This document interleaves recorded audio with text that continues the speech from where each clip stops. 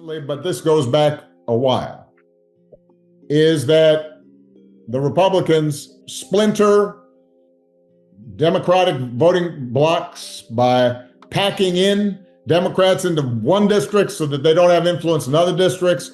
All those things can have an impact of weakening the impact of Democratic votes and strengthening and increasing the influence of Republican voters. And that's not fair. That's not how democracy is supposed to work.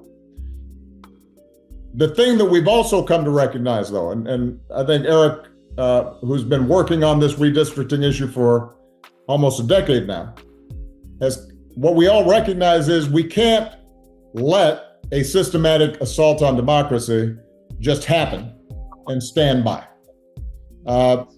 And so because of your actions, because of your courage, what you've seen is California responding, other states looking at what they can do to offset this mid-decade gerrymandering that is highly irregular. And rather than have a race to the bottom where every district is predetermined based on how it's drawn, and people, ideally with the help of the courts, realizes that there's a better way. And I think that will happen, but it requires civic education.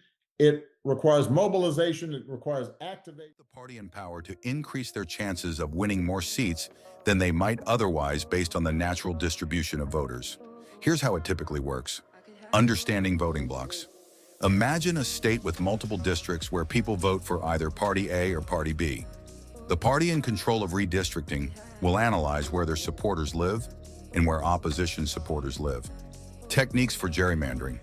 There are two main tactics: packing, concentrating as many opposition voters as possible into a few districts, thus reducing their influence elsewhere.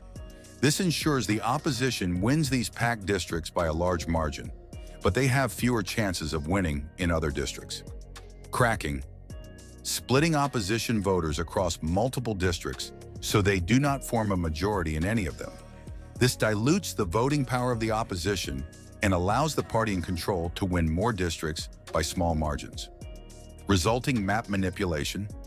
By strategically drawing district lines, the controlling party can increase its chances of winning more seats.